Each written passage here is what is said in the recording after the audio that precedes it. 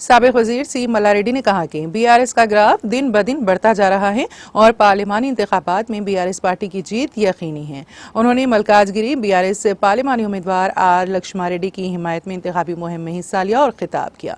उन्होंने अपने खिताब में कहा कि ताज़ा तरीन सर्वे रिपोर्ट के मुताबिक मलकाजगिरी पार्लियामेंट में बीआरएस पार्टी के जीतने के 38%, कंटोनमेंट में 42%, बीजेपी के 28% और कांग्रेस पार्टी के 27% इम्कानात हैं। उन्होंने कहा कि मलकाजगिरी हल्के पार्लियामेंट के बीआरएस उम्मीदवार आर लक्ष्मा रेड्डी की कामयाबी को कोई ताकत नहीं रोक सकती। उन्होंने याद दिलाया है कि शहर हैदराबाद ने बीआरएस दौरे हुकूमत में काफी तरक्की की है। उन्होंने कहा कि बीआरएस पार्टी की जानिब से अंजाम दिए गए तरक्याती और फलाही प्रोग्राम ही लक्ष्मा रेड्डी को कामयाब बनाएंगे।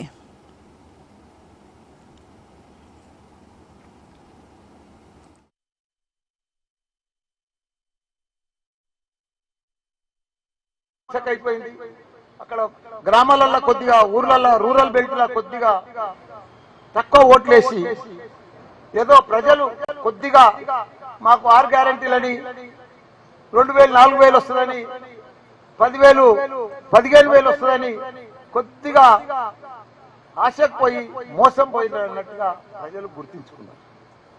మనం చూస్తా ఉన్నాం. మనకు స్వాతంత్రం వచ్చి 70 సంవత్సరాలు అయింది.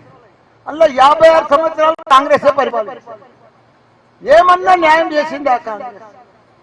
ఏమన్నా ఉద్ధరించిందా దేశాన్ని?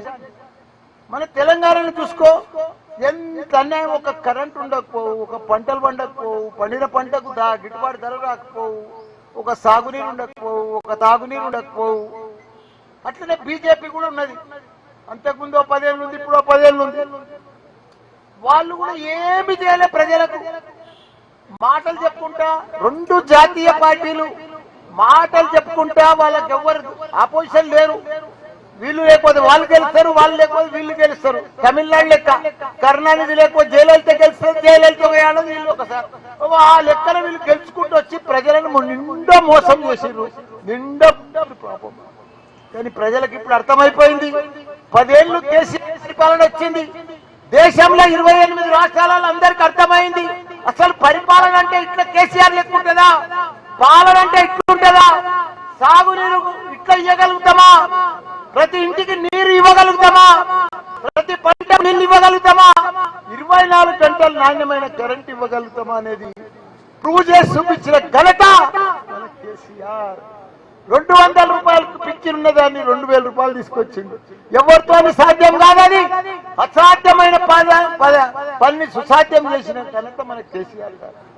46,000 చెరువులు ఉంటే తెలంగాణలో నిండు కుండలెక్క ఎండాకాలం మే నెలలా ఇంత ఎండలు కొట్టా కానీ ఆ చెర్లలో నీళ్లు అట్నే ఉంటుండే.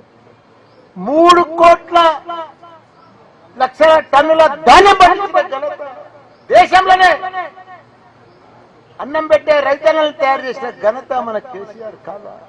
వాళ్ళకి సకాలంలో రైతు బంధు ఇచ్చి, రైతు బీమా ఇచ్చి, పెట్టుబడి ఇచ్చి, ఎరువులు అందించి, సాగునీరు ఇచ్చి, కరెంట్ ఇచ్చి, వాళ్ళకు పంటలు పండించి, పంటలు పండినాక సకాలంలో కొని వాళ్ళకు మంచిగా పైసలు వేస్తే ప్రజలు ఎంత మోసపోయారు. 4 నెలలనే కాంగ్రెస్ వచ్చింది, కొత్త మోడల్ వచ్చింది.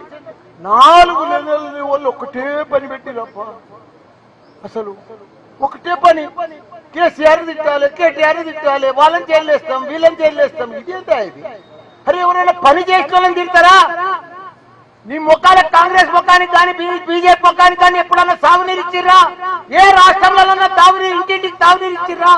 24 గంటల కరెంట్ ఇచ్చిర్రా? దేశంలో 28 రాష్ట్రాలు ఉన్నాయి, ఒక్క రాష్ట్రం చూపారు మీరు. అసలు మీకు ఓట్లు అడిగే హక్కు